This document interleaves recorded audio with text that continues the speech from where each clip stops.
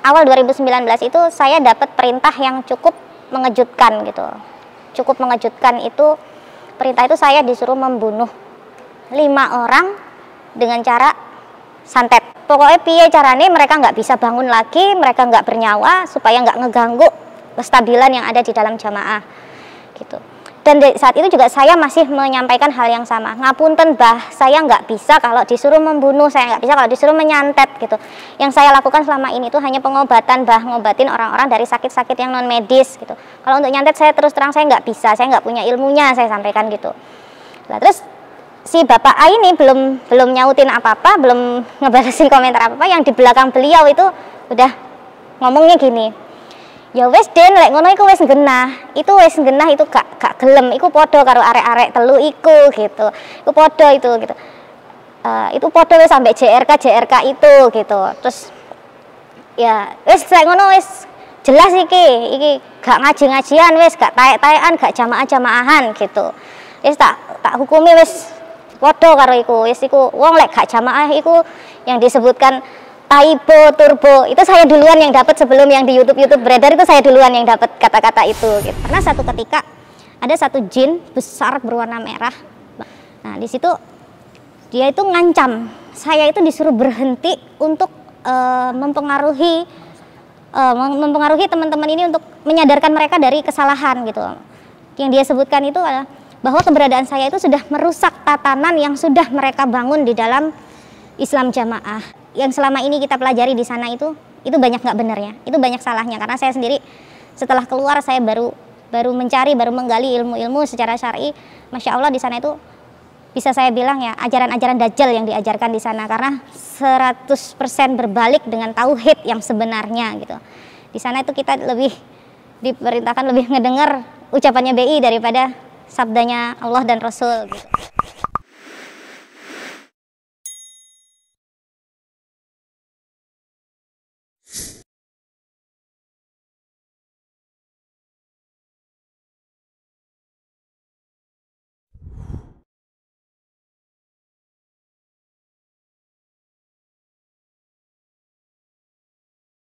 Sejak kapan Ibu masuk ke dalam Islam jamaah? Assalamualaikum warahmatullahi wabarakatuh. A'udzubillahi minasyaitonirrajim. Bismillahirrahmanirrahim. Saya di sini nggak perlu nyebutin nama ya, karena saya juga nggak pengen terkenal. Ya, terus awal mula masuk ke Islam jamaah karena orang tua kami berasal dari Islam jamaah. Saya asal salah satu kota di Kalimantan. Kebetulan juga orang tua saya lahir dari orang tua yang sudah Islam jamaah. Terus sekarang saya domisili di Jawa Barat. Ya. Di dalam Islam jamaah sendiri, kami termasuk keluarga dari, kalau bahasa di sana itu keluarga cendana. Dianggap keluarga besar dari keimaman. Pak D saya salah satu imam muhajir di Pulau Kalimantan. Saya anak dari ketua DPD Islam Jamaah. Ya, saya sendiri sempat mendapuk sebagai salah satu penggerak kewanitaan di organisasi di dalam Islam Jamaah. Oke. Sudah. Ya. Kenapa Ibu bisa hijrah dari Islam jamaah? Apakah Ibu ada punya keresahan-keresahan dalam diri Ibu atau tidak kesepahaman dengan ajarannya? Alasan saya keluar dari Islam jamaah karena satu alasan yang terus terang, dulu saya masih di dalam Islam jamaah bukan termasuk orang yang berilmu, bisa dibilang paham tentang agama tuh enggak, termasuk yang biasa-biasa aja. Nah justru dari situ kenapa saya memutuskan keluar, karena ada satu perintah yang menurut saya itu enggak lazim untuk saya lakukan, yaitu perintah disuruh membunuh dengan cara halus, bahasa umumnya dengan cara santet gitu. Saya di perjalanan itu berawal dari 2014, ibu saya sakit dengan sakit non medis. Dari sakit non medis itu akhirnya cari pengobatan ke sana kemari. Kenapa saya bisa bilang itu penyakit non medis? Karena sudah pernah dibawa ke rumah sakit. Di rumah sakit itu ada benjolan sebesar telur 3 buah itu jalan di perut. Saat itu kondisinya ibu tuh kesakitan parah. Dari situ dokter ngelihat dan sudah dokter memastikan bahwa ini bukan penyakit medis, sama dokter disuruh pulang berobat, cari alternatif yang lain. Nah dari situ pulanglah kami ke rumah. Sampai di rumah itu bapak dengan pengurus-pengurus tuh bermusyawarah bagaimana kelanjutan pengobatannya. Karena setahu kami selama ini juga di dalam Islam Jamaah sendiri, kita mau berobat keluar cari orang pintar itu sudah dianggap sesuatu yang syirik, yang musyrik gitu kan. Nah terus diarahkannya itu ke pendekar-pendekar yang ada di sana gitu. Tapi ternyata juga nggak sesuai yang diharapkan karena memang berbeda gitu. Lalu dari pendekar-pendekar ini juga akhirnya direkomendasikan lagi oleh pengurus-pengurus itu ke orang-orang yang dianggap mampu, yang dianggap hebat di dalam Islam Jamaah itu. Nah, ternyata mereka juga menggunakan ilmu-ilmu kanuragan gitu ya. Lalu yang ada di lokal daerah tempat kami tinggal itu ternyata nggak mampu gitu. Ya memang mungkin kodarnya perjalanannya hidup ibu saya itu harus meninggal dengan cara yang seperti itu gitu.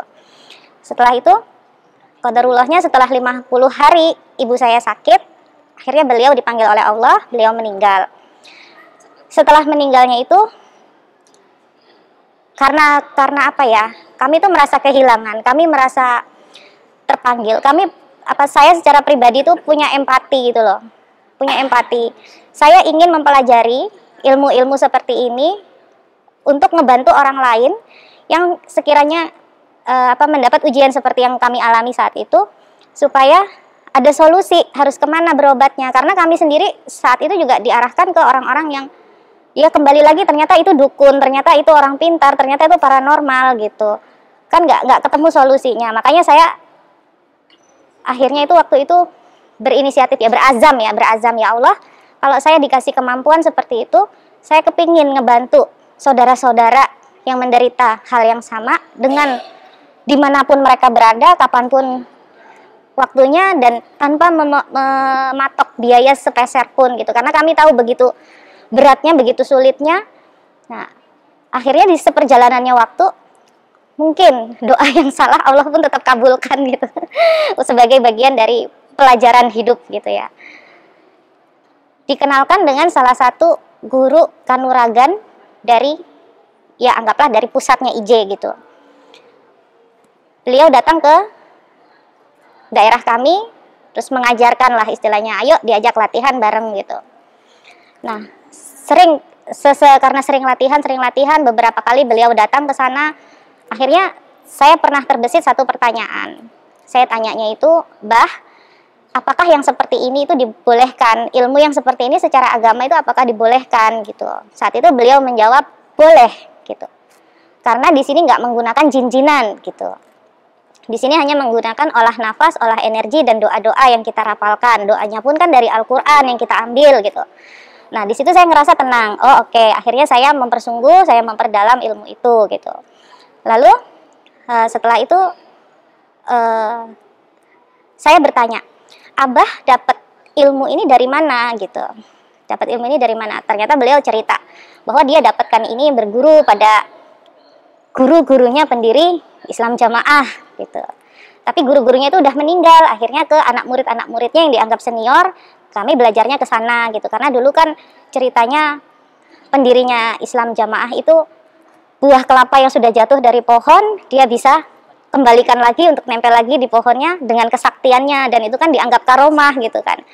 Bagi orang-orang awam seperti kami ya merasa wah takjub, itu hebat gitu, dan itu ternyata guru-guru kami itu belajarnya juga ke sana.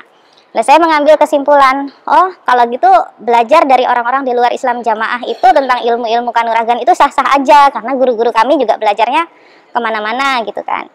Ya udah, akhirnya saya juga karena tekad hati itu kepingin ngebantu orang banyak yang punya masalah seperti itu, akhirnya saya tuh belajar juga kemana-mana gitu, dari perguruan A, perguruan B, perguruan C, sampai ke Z istilahnya. Dari yang pernah diajarkan caranya nyantet orang itu bagaimana, ngirim teluh ke orang bagaimana, caranya sihir mahabbah supaya orang itu tertarik dengan kita itu bagaimana gitu, itu semua pernah diajarin. Nah terus saya tapi nggak pernah pakai, karena saya tahu, ngerasain sendiri kita yang korban kena santet itu seperti apa gitu. Jadi saya nggak pernah pakai. Terus diajarkan juga pengobatan dengan yang cara-cara syirik, dengan minyak-minyak, dengan dupa, dengan media apapun itu sudah pernah belajar. Tapi itu saya tinggalkan karena hanya sebagai pengetahuan aja saya belajar itu. Lalu sampai akhirnya diketemukanlah dengan yang kanuragan, sampai akhirnya saya dipertemukan dengan belajar tentang ilmu pernafasan, ilmu kuncian nafas, dan di situ saya ngerasa jadi lebih baik, lebih hebat dari yang sebelumnya. Rasa takabur saat itu karena masih jahil ilmu ya. Nah terus seperjalanannya waktu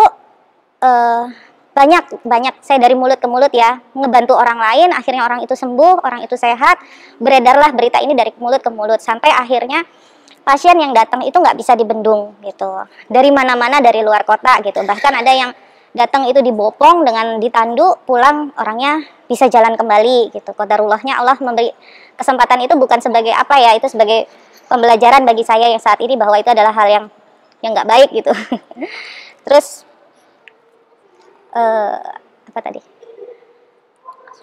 Pasien itu nggak bisa dibentung, akhirnya viral, akhirnya heboh gitu kan. Sampai satu saat saya dipanggil dari kepengurusan daerah, ditanting, istilahnya ditanya, kenapa bisa sampai seheboh itu, kenapa bisa sampai seviral itu, pengobatan itu dilakukan dengan cara apa gitu. Terus kami jelaskan semuanya. Mereka tuh punya 13 poin bahwa ini tidak menggunakan ilmu yang salah. Ini adalah pengobatan syariat. 13 poin itu secara keseluruhan yang kami lakukan itu lolos. Kami nggak menggunakan itu semua yang dianggap itu ajaran yang salah, nggak sesuai syariat gitu. Tapi mereka sebagai pengurus tuh nggak bisa menghukumi bahwa ini benar atau ini salah, karena mereka sendiri tidak berilmu gitu. Akhirnya saat itu diputuskan oleh kepengurusan daerah, sementara saya nggak boleh dulu terima pasien, sementara di stop dulu gitu. Nah, karena masih mau ditanyakan dulu ke pusat gitu. Nah, akhirnya menunggu waktu kok nggak ada jawaban, sementara pasien yang datang ke rumah juga nggak bisa dibendung, nggak mungkin saya usir, orang datang dari jauh-jauh. Tetap saya lakukan. Lalu beberapa bulan kemudian ada kesempatan, saya diajak oleh seorang teman untuk ke Jawa Timur bertemu dengan salah satu wakil 4, ya dengan inisial Bapak K gitu ya. Nah, saya ke sana, saya bertemu dengan beliau, saya bertanya tentang hukum, apa yang saya lakukan selama ini itu benar atau tidak gitu. Akhirnya ketemu dengan beliau, saya tanyakan itu, beliau menjawab, boleh. Yang saya lakukan itu boleh, apa yang sudah saya lakukan, lanjutkan gitu. Karena saya sudah menjelaskan cara-cara yang saya gunakan begini, media yang saya gunakan ini dan ini gitu. Beliau menjawab, boleh, silakan lanjutkan. Kenapa boleh, Mbak? Sementara yang kami tahu ilmu kanuragan itu di luaran sana itu kan istilahnya Nabi aja nggak pakai itu gitu kan. Tapi beliau menjawab boleh, ya sama jawabannya, karena di sini nggak menggunakan jinjinan, karena di sini hanya menggunakan olah nafas, olah energi dan doa-doa yang dirafalkan gitu. Terus beliau bertanya lagi, sampean karena saya menceritakan tadi sebelumnya ya, saya menceritakan bahwa saya juga menggunakan satu kuncian nafas gitu. Lalu beliau tuh bertanya, loh kok ngerti tentang kuncian nafas? Kata beliau begitu. Kok ngerti tentang kuncian nafas? Ya saya bilang, saya pernah belajar gitu. Lalu beliau bilang, loh itu sama dengan yang saya gunakan waktu itu gitu, karena saya pernah ngajarkan itu. Akhirnya saya diajak sendirian bersama beliau di satu ruangan, saya dites tentang ilmu kuncian nafas yang saya pakai itu. Ternyata menurut beliau lebih kuat kuncian nafasnya saya daripada beliau. Akhirnya beliau menitipkan satu ilmu, satu jurus yang beliau berpesan saat itu nggak boleh diceritakan ke siapa-siapa bahwa itu dari beliau gitu. Ini harus dirahasiakan, harus dibitonahkan. Jadi kamu tak titipi jurus ini karena saya percaya kamu yang bisa memegang dan melanjutkan jurus ini, karena nggak semua orang bisa gitu. Dan satu lagi karena kuncian nafas itu ternyata kamu lebih kuat daripada saya gitu. Saya yakin kamu yang bisa meneruskan gitu. Ya, seperjalanan itu selesai. Oke, selesai itu. Tapi di satu kesempatan lagi saya tuh bertemu dengan teman-teman BP yang ada di pusat gitu. Itu di salah satu kota di Jawa Timur gitu ya. Nah, di situ tuh saya melihat praktek-praktek, bahasa umumnya tuh praktek-praktek perdukunan yang mungkin bagi khalayak umum itu pun melihat itu juga sesuatu yang wow, sesuatu yang nggak biasa. Nah, itu kami di situ melihat memang saat itu sempat terpikir, ini di dalam Islam jamaah kok ada begini gitu. Cuman saat itu karena masih jahil ilmu juga berpikirnya ya, oh mungkin nggak apa-apa karena sudah ditaskehkan di pusat, karena yang pakai juga orang-orang dari pusat gitu. Bahkan saya sendiri sempat masangkan susuk untuk ketuanya Islam jamaah gitu. Beliau yang siapkan berliannya, saya yang pasangkan gitu. Itu di salah satu kota di Jawa Timur gitu. Kalau boleh tahu, yang pertama, kedua, ketiga? Yang terakhir. Oh, yang terakhir. Ya, yang saat ini menjabat sebagai ketuanya gitu. Pentolan besarnya di dalam Islam jamaah. Ya saat itu karena masih jahil ilmu, merasanya bangga gitu, merasanya bangga. Tapi tetap saya nggak bisa ceritakan kemana-mana. Bahkan ke suami, ke saudara sendiri pun saya saat itu nggak berani menceritakan karena disanguin dengan kata-kata ini bitonah, ini bitonah.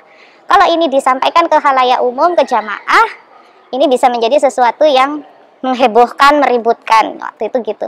Dan saat itu ya manut-manut aja gitu. Bahkan merasa bangga tuh hanya bisa dibanggakan tuh dirasain sendiri, nggak bisa juga saya ceritakan ke orang gitu.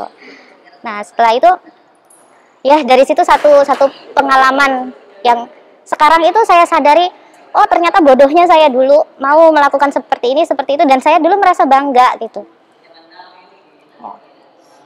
Itu terus kemudian kembali lagi ya, sudah selesai itu dari Jawa Timur juga dengan pertanyaan-pertanyaan yang sudah terjawab itu, akhirnya kami pulang itu ya meneruskan. Nah waktu itu juga maaf, almarhum Bapak Wakil 4 itu dengan inisial Pak K itu menitipkan satu note untuk Bapak Imam Daerah. Waktu itu sampaikan saja, note itu tertulis, cuman qadarullahnya itu tertinggal entah keselip di mana, saya nggak ketemu, tapi isinya itu intinya sampaikan saja ke imam daerahnya bahwa ini sudah dapat note dari saya untuk membolehkan praktek yang selama ini saya lakukan. Nah, akhirnya berjalanlah itu pengobatan, saya teruskan. Jadi adapun dari keimaman daerah masih menggunjing, masih memfitnah, masih menyebutkan apalah sirik lah apa, saya abaikan itu semua. Saya tetap berjalan dengan ilmu pengobatan. Nah, sampai akhirnya satu ketika di awal pertengahan 2018 suami dipindah tugaskan dinas ke Jawa Barat, salah satu kota di Jawa Barat. Di situ suami itu bertanya, kamu mau ikut ke sana atau tetap tinggal? Nah, pertanyaan suami itu karena suami tahu saya membantu banyak orang di sana gitu. Nah, kamu mau ikut apa masih tetap di sana? Nah, saya waktu itu seketika itu saya menjawab saya ikut. Dengan tegas saya jawab saya ikut. Kenapa saya memutuskan ikut? Karena satu, alasan bertemu dengan pasien yang datang ke rumah, beliau menanyakan, saya ada nggak di rumah gitu kan. Terus kata yang orang di rumah, nggak ada, lagi keluar kota, lagi pengobatan ke rumah pasien gitu. Terus dia menyebutkan gini, saya kalau nggak dihandle sama mbaknya nggak akan sembuh. Nah terus teman-teman yang handle di sana tuh nyampein ke saya, mbak tadi orangnya ngomongnya begini gitu. Di situ saya berpikir seperti sesuatu yang menghujam di perasaan itu, kok begini, kok orang jadi mengkultuskan saya gitu, kok karena saya orang jadi kufur gitu, orang jadi lepas keimanannya, kalau nggak saya yang nyembuhkan kok nggak bisa sembuh gitu, harusnya kan itu Allah yang nyembuhkan. Saya berpikir gitu. Akhirnya saya memutuskan saat suami bertanya itu, saya ikut atau tinggal, saya bilang ikut, saya harus meninggalkan ini semua gitu. Dari situ saya mulai berpikir bahwa ini ada sesuatu yang nggak benar. Kenapa orang bisa sampai mengkufurkan dirinya sendiri hanya untuk sebuah kesembuhan dari penyakit gitu. Ya, mundur ke belakang sedikit ya. Setelah saya kepulangan saya dari Jawa Timur itu, beberapa kali guru-guru yang saya anggap sakti ya, waktu itu dianggap sakti di pusat itu datang ke daerah kami gitu ya, untuk latihan, karena beberapa bulan sekali memang beliau datang untuk latihan gitu ya. Nah, selesai latihan, saya terakhir itu nggak boleh pulang, saya didudukkan dengan beberapa orang yang waktu itu ya dianggap pengurus lah di situ ya. Saya didudukkan, terus saya ditanya, kenapa, apa yang kamu lakukan selama ini? Saya bingung dengan pertanyaan itu. Perasaan nggak ngelakuin apa-apa, maksudnya apa bah? Saya tanya gitu. Terus kenapa kok itu khodam pendamping saya kok ikut di kamu? Kata dia gitu. Ya saya jawab saya nggak ngerti. Memang beberapa hari ini terlihat sesuatu yang nggak biasa gitu ya. Kok muncul penampakan-penampakan yang nggak biasa seperti yang biasa saya lihat. Ini kok ada kodam besar berwujud harimau putih gitu kan. Kok ada di sekitaran saya juga nggak ngerti. Saya bilang itu siapa dan dia tujuannya apa, saya nggak ngerti bah, saya bilang gitu. Itu jin saya, itu peliharaan saya, kata beliau gitu. Kamu tahu di dalam Islam Jamaah itu kan ada pencak silat yang ya inisialnya ASD lah ya gitu. Nah, logo harimau putih itu adalah beliau gitu. Oh gitu, saya bilang. Ya udah kalau gitu diambil aja bah, saya juga nggak butuh, saya bilang gitu. Terus beliau berusaha narik tuh dengan cara beliau lah, dengan jurus-jurus apalah gitu ya. Beliau berusaha narik, ternyata nggak mampu gitu. Ternyata itu jin itu tetap mau ikut sama saya gitu. Terus karena nggak mampu itu akhirnya beliau mengikhlaskan, ya udahlah kalau memang dia mau ikutnya di kamu udah pakai aja gitu. Kalau perlu saya tambahin satu lagi gitu. Apaan itu gitu? Saya mau nitip satu lagi barang katanya. Barang apa? Ternyata yang mau dititipkan itu adalah BK. BK itu Batara Karang. Bahasa umumnya yang dikenal masyarakat umum itu adalah jenglot gitu. Ya saya waktu itu menolak. Saya bilang saya nggak mau. Saya nggak kuat. Saya bilang gitu. Karena ini aja cukup mengganggu di rumah tangga saya. Ada barang beginian di rumah tangga itu jadi sering berantem, jadi panas gitu. Apalagi dititipkan BK. BK itu harus ngasih makan darah, harus diritualkan setiap malam-malam tertentu. Saya nggak mau. Saya menolak gitu. Dan waktu itu benar-benar jahiliyah ya, benar-benar bodoh tentang ilmu agama. Saya tuh juga bertanya, kok mainnya yang beginian gitu. Terus kata beliau, ini nggak apa-apa karena ini sudah diimankan, sudah diislamkan sama Bapak Imam gitu. Oh gitu, jadi ada jin kafir, ada jin musyrik ya. Ini jin-jin yang sudah diislamkan oleh Bapak Imam gitu katanya. Gitu. Terus setelah pulang yang Mbak habis praktek itu juga apakah akan terus diberikan tambahan ilmu dari mereka? Ya, karena waktu itu memutuskan untuk ikut suami hijrah ya ke salah satu kota di Jawa Barat. Akhirnya saya ikut. Dan di sana saya ngasih syarat sama suami. Saya ikut tapi satu syarat. Saya nggak mau dikenal orang karena saya bisa ngobatin gitu. Sudah, maksudnya stop, berhenti di situ. Saya nggak mau mengkufurkan orang lain lagi gitu. Oke, sama-sama disetujui. Udah, akhirnya kami tinggal di salah satu kota itu.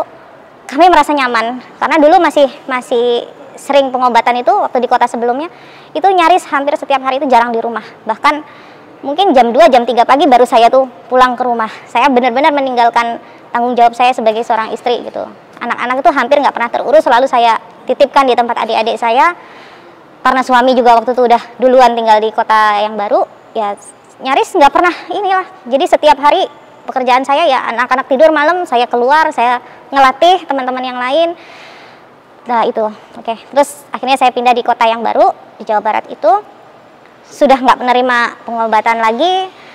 Tapi karena teman-teman yang di kota sebelumnya itu pasien-pasien itu masih sering menghubungi, ya saya hanya ngejawab sebatas WA, maaf, saya cari alasan bahwa saya nggak bisa ngelakuin pengobatan jarak jauh. Itu penolakan saya karena saya udah mulai mau stop gitu dengan pengobatan seperti itu.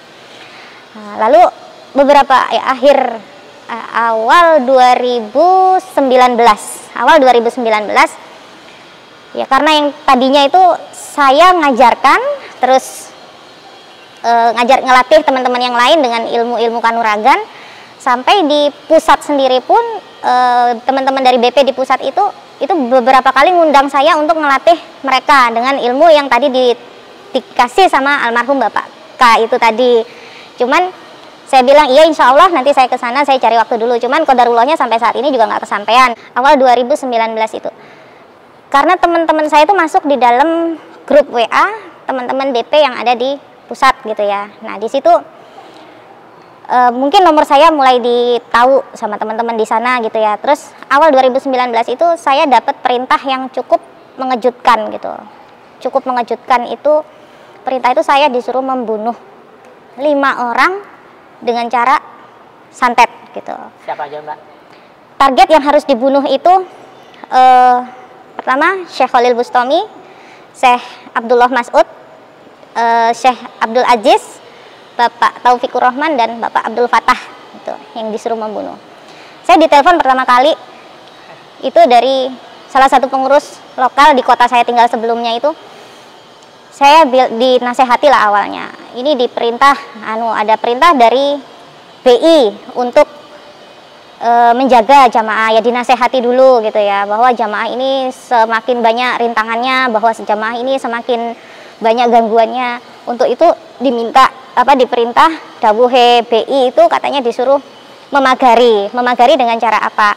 Ya dengan cara melindungi BI dari serangan-serangan yang tidak diinginkan, yang tidak diduga. Terus ini orang-orang yang 5 orang ini kenapa harus dimusnahkan? Karena beliau ini adalah penggerak, ya penghancurnya jamaah di Islam Jamaah itu gitu.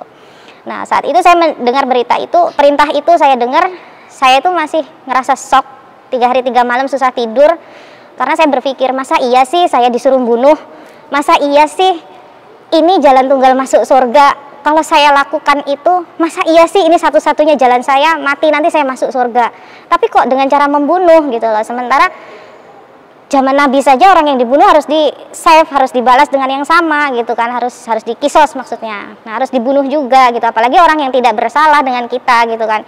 Tapi akhirnya beberapa hari kemudian saya istilahnya melonggarkan pikiran supaya nggak terlalu dipikirkan gimana-gimana.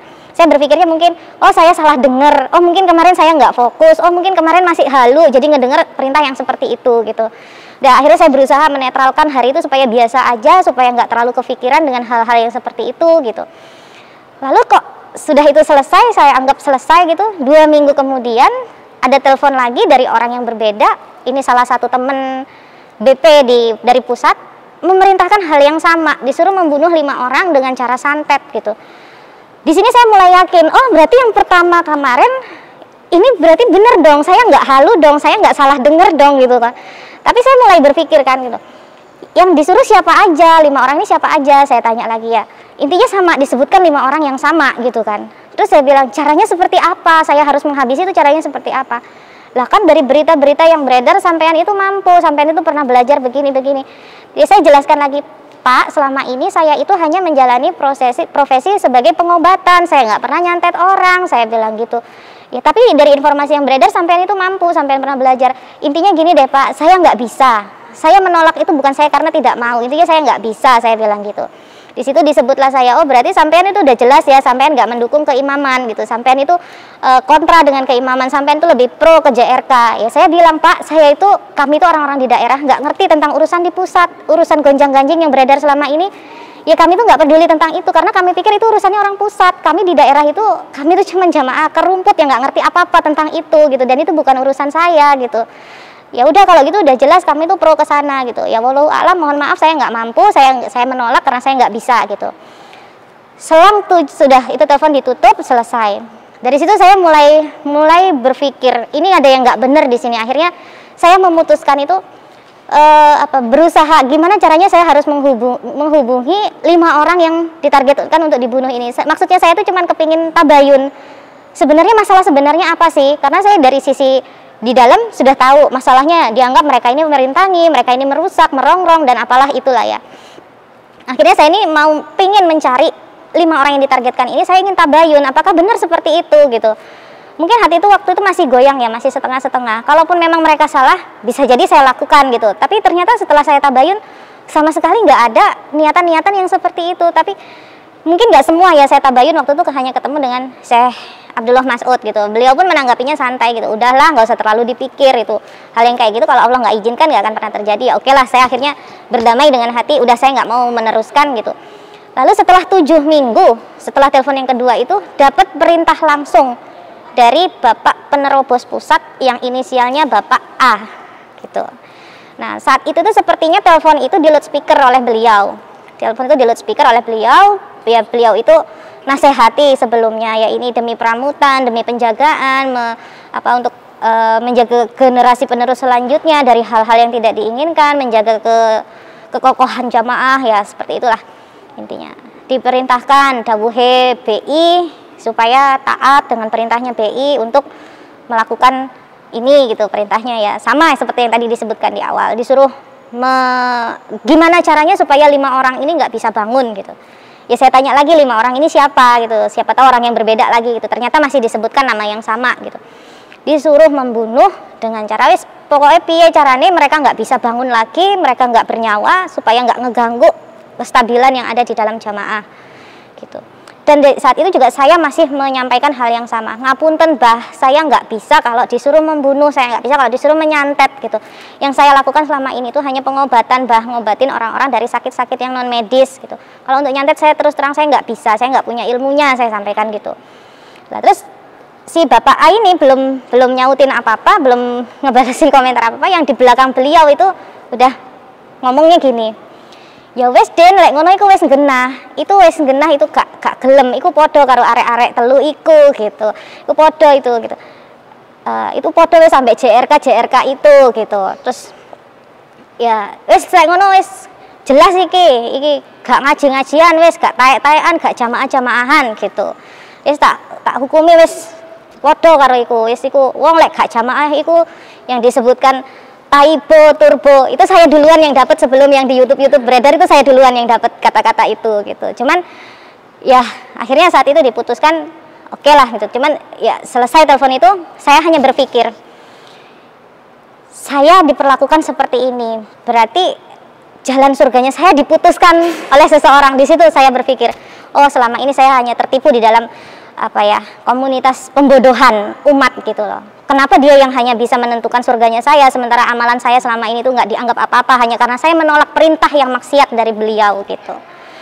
Nah itu terus penuh dengan penipuan. Di dalam Islam Jamaah sendiri itu banyak praktek-praktek perdukunan terselubung. Jamaah-jamaah biasa itu nggak ngerti gitu loh. Jamaah biasa itu nggak ngerti. Bahkan yang pemanggilan Nyai Roro Kidul itu beneran terjadi, masih terjadi sampai saat ini gitu. Pemanggilan Nyai Roro Kidul itu masih terjadi. Bisa ceritakan prosesinya? Prosesinya itu pemanggilan Nyai Roro Kidul itu harus menyiapkan satu kamar yang gelap, hanya disinari lampu lilin. Kamar itu pintunya ada tanggulnya, karena proses pemanggilan Nyai Roro Kidul itu kamar itu harus diisi dengan air. Jadi seperti kolam menggenang seperti itu, ditaburi bunga-bungaan. Ya. Nanti ada salah satu orang yang jadi mediator, dia disuruh duduk di kursi, itu orang jamaah, perempuan. Tapi pada saat prosesi itu dia harus buka jilbab dan berkemben, pakai kemben warna hijau gitu. Dia duduk di kursi itu, dia dimandikan dengan air bunga, nanti dia kemasukan jin yang ngakunya sebagai Nyai Roro Kidul gitu. Di Burengan Kediri atau? Di salah satu kota di sekitar pusatnya Islam Jamaah. Nah di situ dipanggil untuk apa? Ya intinya itu untuk bahasanya itu memagari, membentengi BI dari serangan-serangan goib di luaran sana. Karena dianggap teman-teman JRK itu melakukan hal-hal yang seperti itu untuk beliau gitu. Dianggap itu nyerang-nyerang ke sana, itu dianggap seperti itu gitu. Oke Mbak, sekarang kliknya Mbak bisa sampai hijrah itu gimana waktu setelah hijrah keluar itu? Klik yang sampai hijrah itu ya karena itu perintah disuruh membunuh. Saya tuh kenapa berpikirnya, kok aku disuruh membunuh gitu, kok kalau ini aku lakukan apakah ini jadi jalan surga gitu. Ya ternyata ya jawaban itu saya cari di otak sendiri, nggak ketemu, bertanya ke sana kemari pun ya udah jelas itu salah gitu. Mohon pulang Mbak, jadi di IJ Islam Jamaah intinya penuh dengan perdukunan dan penuh dengan penipuan dengan subklinik. Iya, di IJ memang penuh dengan praktek perdukunan, iya. Ya salah satunya waktu itu di satu kesempatan ya, ada ditelepon oleh salah satu BP dari pusat ya. Beliau tuh ngajak sparring, intinya menjelaskan bahwa malam ini kita mau latihan gitu. Nah setelah latihan itu biasanya ada sparring gitu. Bahasa mereka sparring, padahal itu adalah proses penyerangan gitu. Nah, saya tanya, nanti apa yang akan dilakukan gitu. Waktu itu saya lagi di jalan dan kondisi HP saya loudspeaker, itu suami dengar, anak-anak pun dengar gitu. Itu prosesnya itu seperti apa yang harus dilakukan dalam sparring ini ya, nanti itu di situ mereka menjelaskan kita disuruh nyiapkan botol air mineral yang 1,5 liter yang besar itu, nanti tutup botolnya dibuka, sama disuruh nyiapin telur. Nah telur itu ditaruh di atasnya tutup botol itu, nah di situ ditaruh di situ.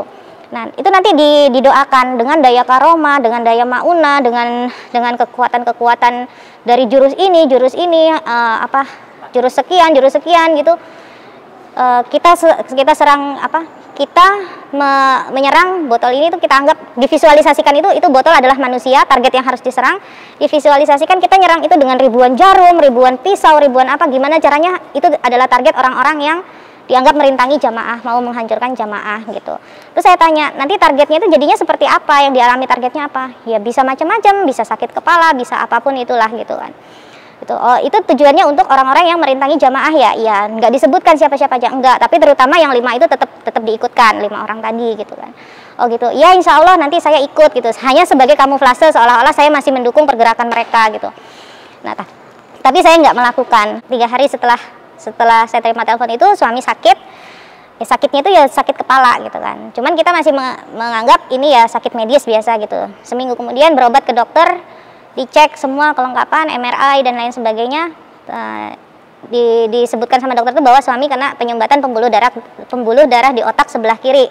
Tapi kita nggak berhenti di situ, kita cari second opinion ke dokter yang lain. Nah, ternyata diagnosanya berbeda-beda sampai ke rumah sakit PON, Pusat Otak Nasional di Jakarta.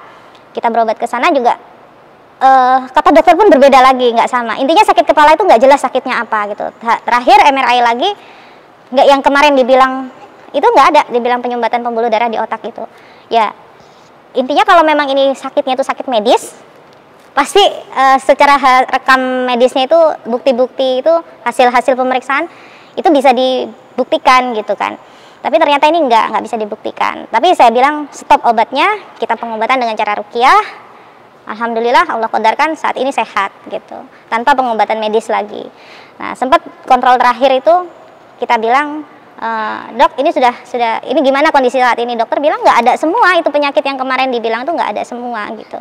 Bahkan tapi obat pengencer darahnya nggak boleh stop. Tapi sampai sekarang kita stop dan qadarullah sudah nggak ada gangguan apa-apa lagi. Alhamdulillah sudah sembuh ya. Alhamdulillah sudah sehat. Sekarang saya mau tanya, setelah Mbak hijrah itu apakah ada perlakuan yang kurang baik atau persekusi terhadap keluarga atau saudara-saudara atau orang-orang yang menjahati keluarga?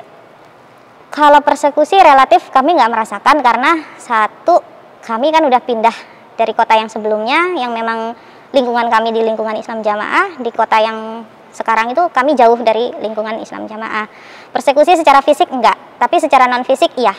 Jadi teror-teror yang menghubungi saya lewat HP itu banyak sekali. Nah sampai saya putuskan saya nggak mau dihubungi lagi dengan perintah-perintah yang maksiat seperti itu, dan saya nggak mau diteror-teror lagi. SIM card saya tuh saya gunting. Gitu. Saya nggak mau lagi berurusan dengan orang-orang itu gitu. Gitu. Nah sekarang setelah hijrah, gimana Mbak perasaan Mbak beribadah kepada Allah Mbak? Perasaannya gimana sekarang setelah mendapatkan ilmu yang syar'i? Setelah hijrah alhamdulillah plong.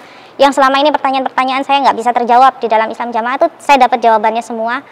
Terus karena selama ini saya praktisi perdukunan istilahnya, yang saat itu saya menganggap itu bukan perdukunan, saya praktisi ilmu-ilmu sesat gitu kan.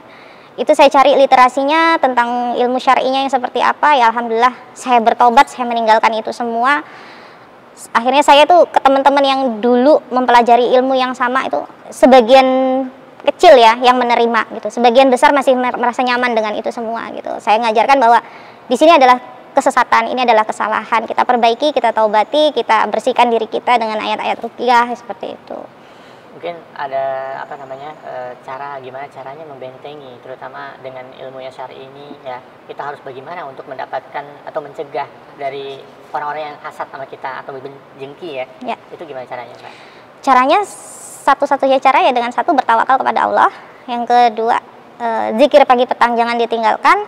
Zikir pagi petang itu bukan hanya doa pagi sore yang selama ini diajarkan di dalam Islam Jamaah ya, terutama lagi doa asad. Mohon maaf, doa asad itu jangan dilakukan karena di situ banyak sesuatu yang istilahnya bukan melindungi kita dari gangguan-gangguan, justru menguatkan kita dari gangguan-gangguan jin. Itu. Zikir pagi petang dilakukan yang sesuai dengan sunnah, yang sesuai dengan syariat. Kemudian itu digunakan juga untuk membasuh, ditiupkan ke tangan, diusapkan ke seluruh tubuh sebelum tidur untuk penjagaan, dan tawakal itu ala Allah. Gimana Mbak, ada nggak pesan-pesan buat teman-teman yang masih di Islam di Jamaah atau orang-orang awam yang baru mau belajar masuk ke Islam Jamaah? Ya, pesan-pesan saya untuk teman-teman di Islam Jamaah pada umumnya, saya nggak muluk-muluk ya. Saya nggak meminta untuk gimana untuk keluar dari sana, itu pilihan masing-masing. Cuman satu, belajar yang selama ini kita pelajari di sana itu banyak nggak benernya, itu banyak salahnya. Karena saya sendiri setelah keluar saya baru baru mencari, baru menggali ilmu-ilmu secara syar'i, Masya Allah di sana itu bisa saya bilang ya ajaran-ajaran Dajjal yang diajarkan di sana, karena 100% berbalik dengan tauhid yang sebenarnya gitu. Di sana itu kita lebih diperintahkan lebih ngedengar ucapannya BI daripada sabdanya Allah dan Rasul gitu. Dan khususnya teman-teman di Islam Jamaah yang dulu pernah saya ajarin, pernah berlatih bareng-bareng sama saya minta lepaskan itu semua, lepaskan. Karena apa? Satu, saya tadi cerita pernah dapat ilmu dari almarhum Bapak K, salah satu wakil 4. Kenapa itu diturunkan ke saya? Setelah saya hijrah, saya pelajari literasi tentang ilmu ruqyah syariah. Ternyata itu harus diturunkan ke saya, kalau enggak beliau akan susah matinya. Proses meninggalnya, nazaknya akan susah. Kenapa itu harus diturunkan ke saya? Dan kenapa harus dirahasiakan? Karena kalau itu disampaikan ke orang yang salah juga mungkin beredarnya kemana-mana akan seperti itu. Jadi memang saya itu menerima turunan dari beliau supaya prosesi beliau meninggalnya itu seperti itu. Terus satu lagi, ilmu kanuragan itu kenapa berkaitan erat dengan jin-jinan? Tapi kalau ditanya ke pusat katanya enggak gitu. Itu ilmu jin-jinan, karena sebelum kita mempelajari ilmu kanuragan ada akad yang terjadi, yaitu dengan puasa sekian hari sebagai syaratnya gitu. Disitulah proses terjadinya akad perjanjian kita dengan bangsa jin. Di situ kenapa orang yang mati yang punya ilmu kanuragan itu nanti matinya susah, karena kita punya akad perjanjian. Apalagi di akhir-akhir kehidupan kita, godaan syaitan untuk menggelincirkan akidah tauhidnya orang Islam itu sangat berat sekali itu. Makanya saya bilang teman-teman yang pernah belajar, sadari bahwa di sana banyak kesalahan, bertaubat sama Allah, perbaiki, bersihkan dengan ruqyah yang syariah, ya tinggalkan itu semua. Gitu. Untuk yang awam, Mbak? Untuk yang awam, mungkin doktrin yang ada di dalam Islam Jamaah itu terlalu kalau bahasa umumnya terlalu balung sumsum. Mereka tuh menganggap semua yang keluar dari pusat itu adalah sudah yang paling benar, paling baik, padahal enggak semua begitu gitu. Jadi dari doktrin itu sendiri, ini mungkin agak minta waktu sedikit lagi ya. Dulu masih saya sebagai praktisi ilmu kanuragan itu, tubuh saya sering dipakai sebagai mediator. Artinya dimasukkan jin ke dalam tubuh saya untuk menggali informasi dari apa yang dialami oleh si pasien gitu ya. Terus karena saking seringnya jadi mediator, jin itu masuk dengan sangat mudah gitu. Pernah satu ketika ada satu jin besar berwarna merah. Nah di situ dia itu ngancam saya, itu disuruh berhenti untuk mempengaruhi teman-teman ini untuk menyadarkan mereka dari kesalahan gitu.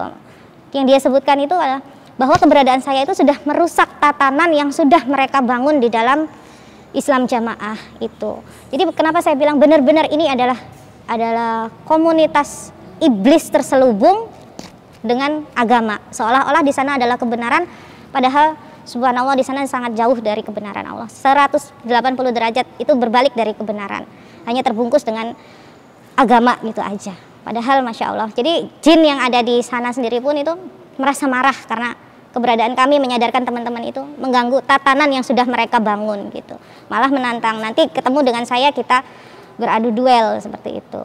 Ya mungkin itu yang bisa sedikit saya sampaikan. Mudah-mudahan bisa menyadarkan, bisa memberikan gambaran tentang selama ini yang kita anggap baik di sana ternyata nggak baik gitu. Selama ini yang kita anggap di sana adalah satu-satunya jalan kebenaran ternyata salah. Kembali rujuk ilal haq, kembali pada kebenaran. Pesan saya itu. Ya mudah-mudahan Allah memberikan hidayah untuk teman-teman yang masih di dalam sana, terutama orang tua saya, keluarga-keluarga besar saya, dan orang-orang di sekitarnya. Saya pribadi minta maaf jika selama ini punya banyak salah. Tentu punya banyak salah karena pernah menyesatkan kalian dengan cara-cara yang salah gitu. Itu saja dari saya. Assalamualaikum warahmatullahi wabarakatuh.